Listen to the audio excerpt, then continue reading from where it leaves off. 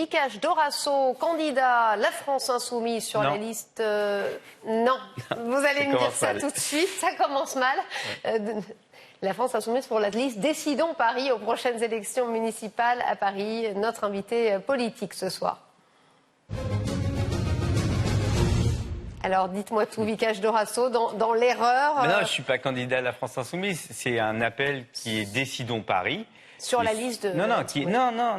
D'accord. C'est un appel qui s'appelle Décidons Paris, décidons.paris. J'encourage les gens à aller cliquer et voir ce qu'est cet appel.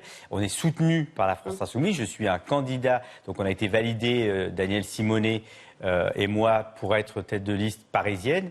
Moi, je ne suis pas insoumis. Non, mais vous êtes militant de la France Insoumise. Mais non, je ne suis pas militant de la France Insoumise. Je n'ai pas de carte de parti. Là, mais non, mais tous les médias se trompent. Alors. Bah oui, vous vous trompez pas. Vous en faites exprès. C'est bien clair. Je suis. Ah bah non, parce que je vous le dis et vous me dites que je suis insoumis alors que je n'ai jamais eu carte de parti. Je ne suis pas de la France Insoumise. Je n'ai jamais fait de politique. Donc je rejoins un appel qui s'appelle Décidons Paris, qui est soutenu par la France Insoumise. Il y a à l'intérieur des gens, au moins plus de la moitié qui ne sont pas de la France Insoumise, qui rejoignent cet appel pour former des listes, pour être candidats sur les listes de différents arrondissements et aussi participer à l'élaboration du programme. Il y a des groupes thématiques qui sont lancés, qui vont discuter sur tous les sujets de la campagne et qui vont faire émerger un beau programme. Les gens peuvent aussi être candidats en signant cet appel. Voilà, rejoignez-nous. C'est une vraie démarche citoyenne qui est évidemment avec l'écologie qui est centrale et l'antiracisme, le féminisme aussi, le capitalisme. Voilà, refouler le capitalisme, consommer différemment. C'est démocratique, évidemment, on le montre avec ces listes et avec la possibilité d'être candidat. Et c'est évidemment social, écologique et social, parce que c'est indissociable. C'est-à-dire les premiers touchés par la catastrophe écologique qui s'annonce et qui est en marche, eh ben, ce sont les plus faibles et les plus démunis. On le voit très bien, le déséquilibre nord-sud sur la planète, riches-pauvres aussi, et puis dans une ville comme Paris, les quartiers riches et les quartiers populaires, et notamment, moi je vais me proposer à être la tête de liste dans le 18e. On le voit bien, dans le 18e, il y a des vraies différences entre les gens, entre les populations.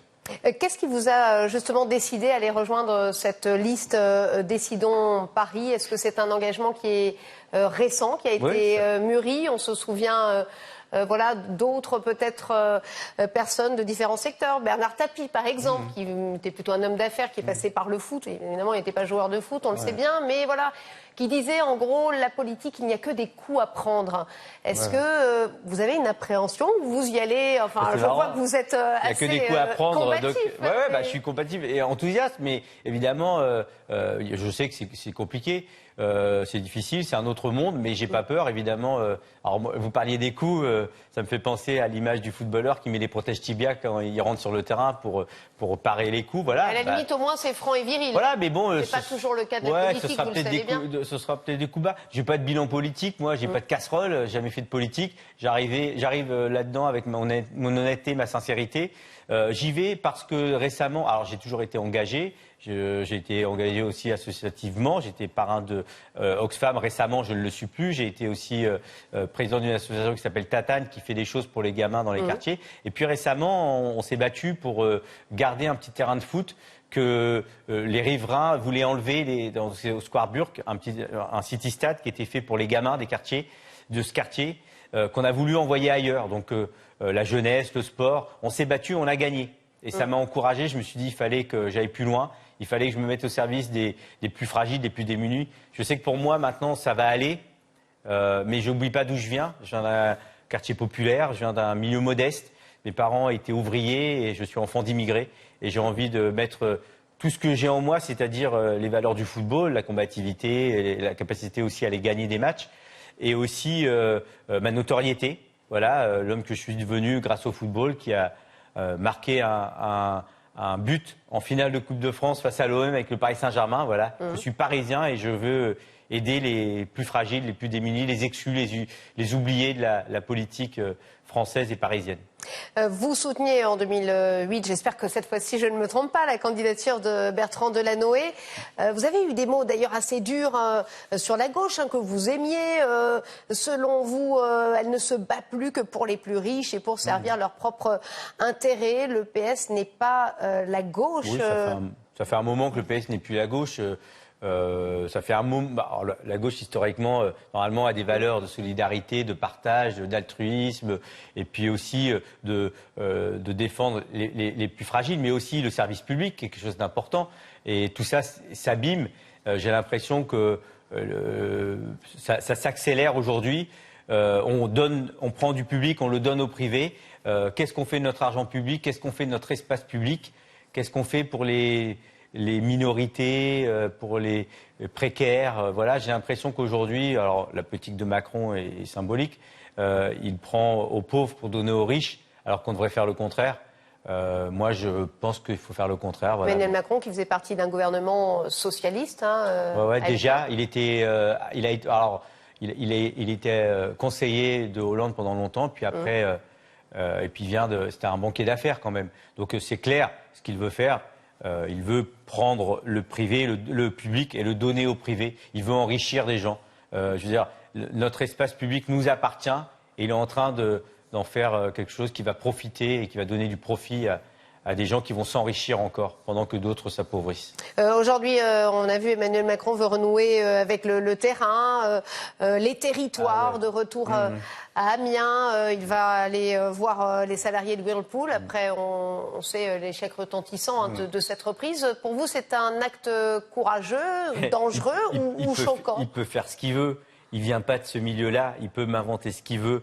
Il vient du milieu bourgeois. Je connais ses écoles à Amiens. Mais comme toute la classe politique, aujourd'hui, la classe politique, c'est des gens qui ont fait Sciences Po, qui ont fait l'ENA, qui ne connaissent pas la réalité des Français, des Parisiens. Pour moi, c'est les Parisiens qui m'intéressent et aussi ceux du 18e. Moi, je viens vraiment d'un milieu modeste. Je suis encore sur le terrain. Je prends le métro tous les jours. Je marche. Je vis avec les gens. Et ces gens-là nous ont confisqué la politique. Ils nous ont fait croire que ça ne nous appartenait pas. Et la démarche de Décidons Paris, c'est vraiment redonner la politique aux gens. J'ai autant d'expérience et d'expertise que ces gens-là.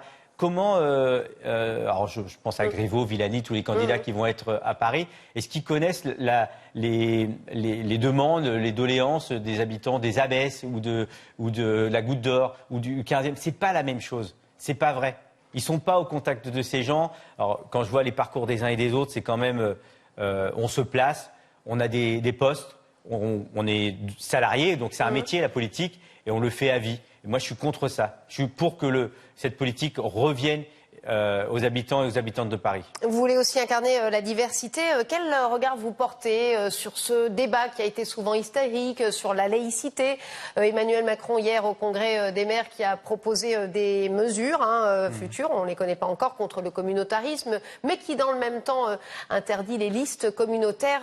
Quel regard vous portez sur tout ça? Moi, c'est marrant quand Lilian Thuram, récemment, a pris la parole pour défendre... pour combattre le racisme dans les stades. Moi, je le fais régulièrement ailleurs. Là, il y a eu le combat, le problème avec les femmes voilées. Et dès qu'on prend la parole pour défendre et pour lutter contre la discrimination, on devient communautariste. Moi, je suis contre ça. Nous, on veut l'égalité. On veut l'égalité homme-femme, on veut l'égalité aussi entre les différentes communautés. Mais on n'est pas communautariste. On veut juste l'égalité. On veut que ça fonctionne. Et ça fonctionne. Je crois que le discours dominant et ce qu'on envoie à travers les médias, à travers les éditorialistes, par exemple, à travers les politiques et à travers aussi les grands patrons, c'est que ça ne fonctionne pas. C'est faux. Il faut savoir qu'il y a un mariage sur 4 qui est un mariage mixte. Mes enfants sont métissés. Donc ça veut dire que ça fonctionne. La France d'aujourd'hui, elle est belle aussi parce qu'il y a un vrai beau mélange. Et on nous fait croire que ça ne marche pas et c'est faux. Vous serez à la manifestation le 5 décembre contre les retraites. Je serai samedi à la manifestation pour les violences faites aux femmes. Et puis je serai aussi à la manifestation et la grève le 5 décembre. Quand vous entendez que le Conseil d'orientation des retraites préconise soit une baisse de pension, l'allongement de la durée du travail ou l'augmentation des cotisations et que le gouvernement, du coup, justifie en disant qu'il va réformer.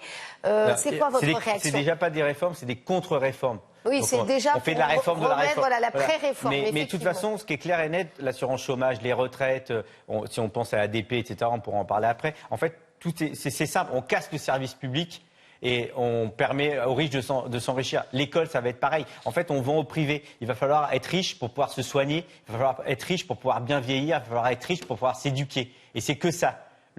Alors qu'il faudrait mettre le paquet là-dessus pour résoudre plein de problèmes. Et une toute petite dernière question, puisque malheureusement le temps est passé très vite. ADP, vous êtes signataire aussi. Je suis un signataire, évidemment. Vous pensez qu'on va aller au bout de ces En fait, signatures l'État, ça a été compliqué pour pouvoir s'inscrire.